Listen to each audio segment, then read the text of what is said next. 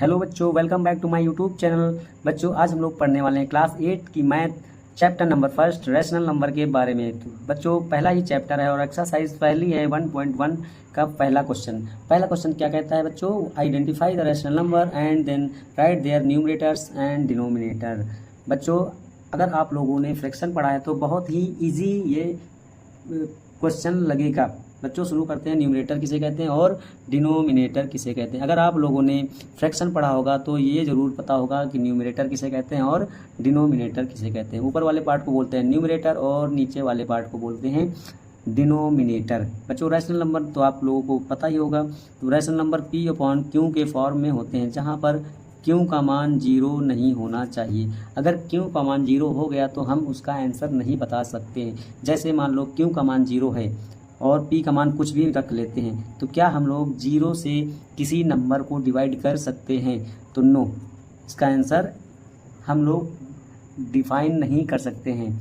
तो ये ज़रूर याद रखना है, किसी भी नंबर के नीचे अगर हम 0 से डिवाइड करते हैं तो उसका आंसर हम लोग बता नहीं सकते। बहुत ही इम्पोर्टेंट है, ये याद रखना बच्चों। आइए शुरू करते हैं स्टार्टिंग में।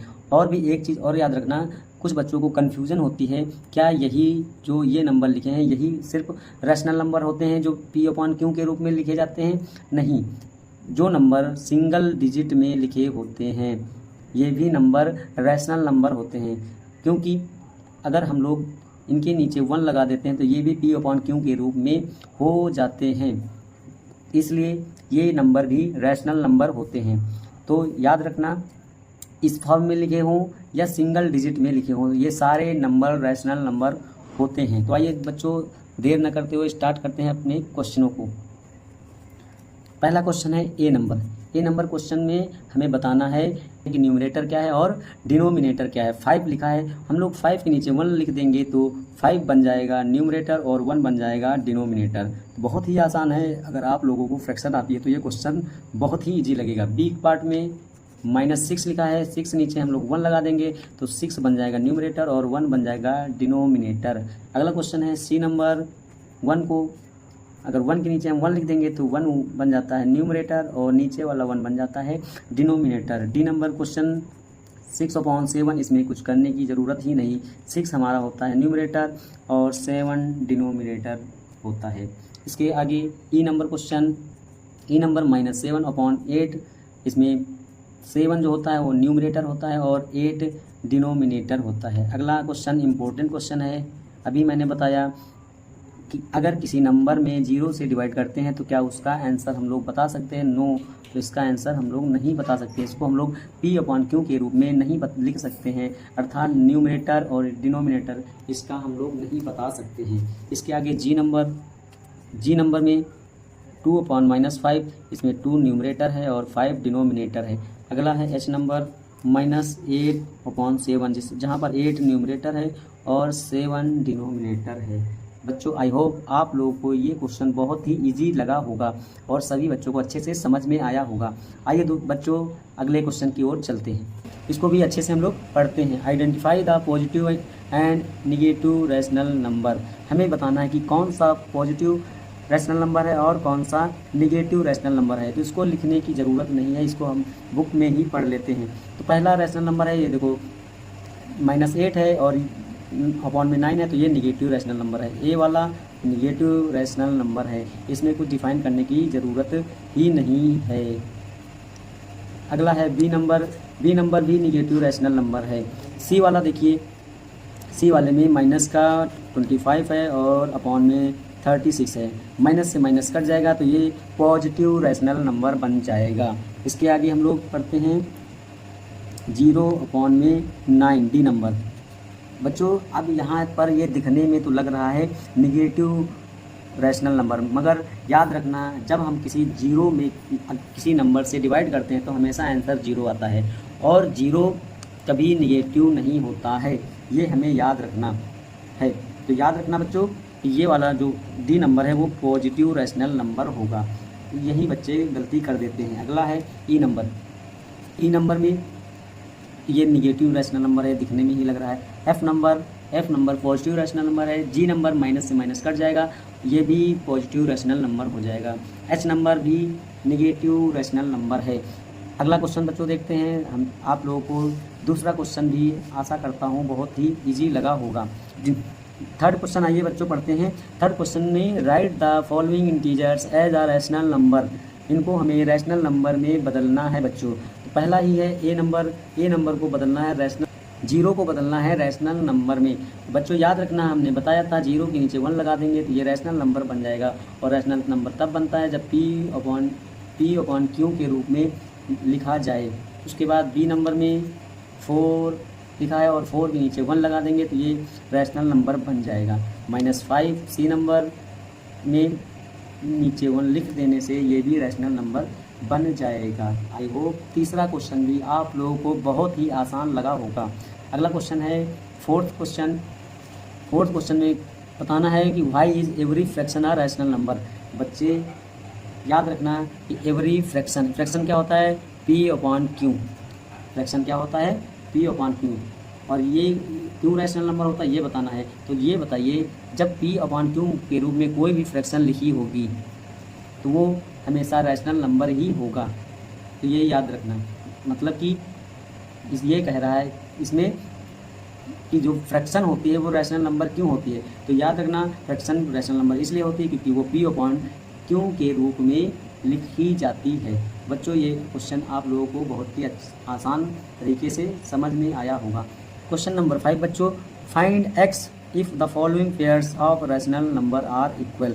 इसमें हमें x की वैल्यू फाइंड करना है। तो आइए स्टार्ट करते हैं। पहला ही क्वेश्चन 6 अपॉन में 8 x अपॉन में 9।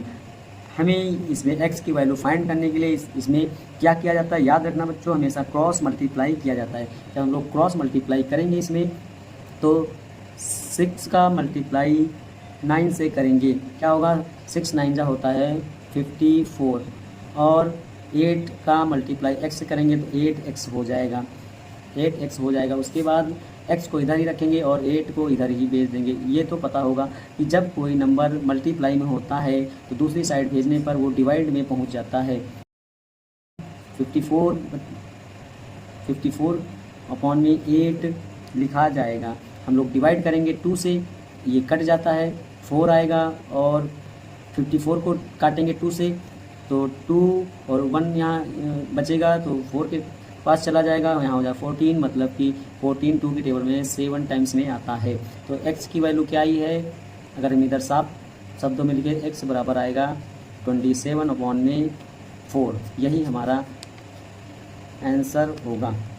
तो बच्चों पहला क्वेश्चन आप लोगों को समझ में आया होगा, आशा करता हूँ। इसके बाद अगला क्वेश्चन पढ़ते हैं। नेक्स्ट क्वेश्चन बी नंबर में हमें x की वैल्यू बतानी है। वही तरीका, -4 अपॉन में 8 क्रॉस मल्टीप्लाई करिए, यहाँ पर 8x हो जाएगा और यहाँ पर -20 हो जाएगा। अब x को इधर ही रखिए और 8 को उधर भेज दीजिए तो -20 अपॉन में 8।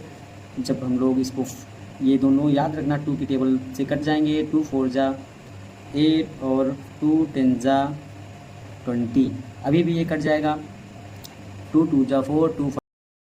x की वैल्यू क्या आई बच्चों, -5/2। यही हमारा फाइनल आंसर होगा। इसके आगे हम लोग सी नंबर देखते हैं। सी नंबर क्वेश्चन क्या कहता है, सी नंबर क्वेश्चन हम लोग आगे पढ़ते हैं। 9 अपॉन में x -5 अपॉन में 4। फिर हम लोग क्रॉस मल्टीप्लाई करेंगे, 9 4 जा होता है 36 और x का मल्टीप्लाई -5 से करेंगे तो -5x हो जाएगा। x को इधर ही रहेंगे और रखेंगे और 5 को इधर भेज देंगे तो 36 अपॉन में -5। x की वैल्यू क्या निकल के आई, 36 अपॉन में -5 आंसर। बच्चों अगला क्वेश्चन पढ़ते हैं हम लोग। एक्सप्रेस -5 अपॉन में -7 as a rational number with. पहले ए नंबर में क्या कह रहा है, पॉजिटिव डिनोमिनेटर। इसमें बताना हमें कि पॉजिटिव डिनोमिनेटर इसे करना है।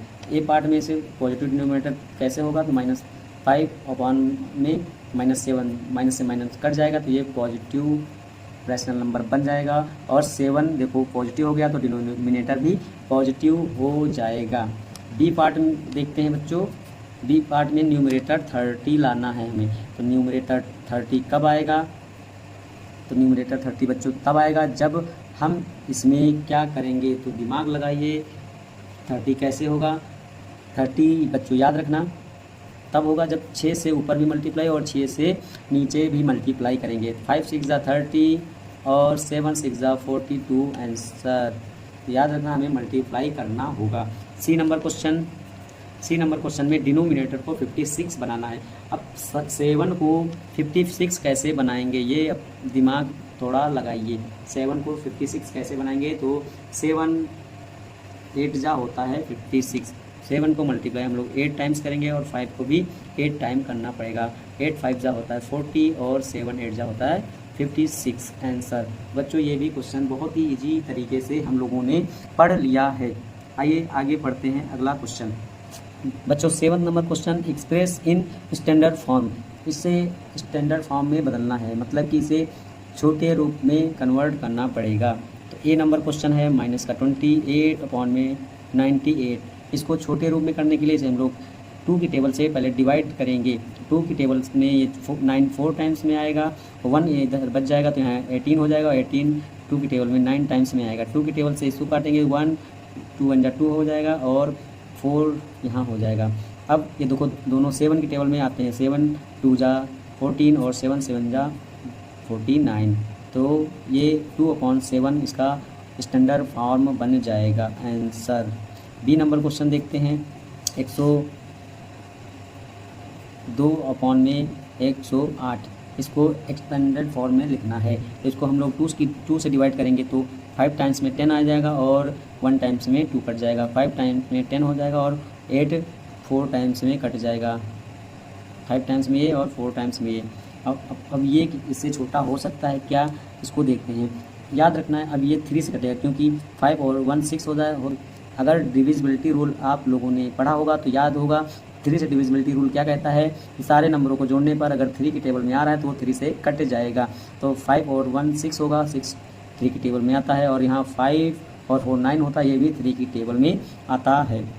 तो ये कट जाएगा, 3 1 जा 3 और यहाँ बचेगा 2 और 1 जोड़ देंगे तो हो जाएगा 21। 3 की टेबल में 21 7 टाइम्स में आता है। इधर 3 से डिवाइड करेंगे तो 3 1 जा 3 और 2 बचेगा 24 हो जाएगा। 3 8 जा 24 होता है। आंसर आएगा 17/18 आंसर। नीचे माइनस लगेगा क्योंकि यहाँ पर भी माइनस लगा था। बच्चों ये 2 क्वेश्चन मैं आप लोगों के लिए होमवर्क में देता हूँ, आप भी करके देख लीजिए।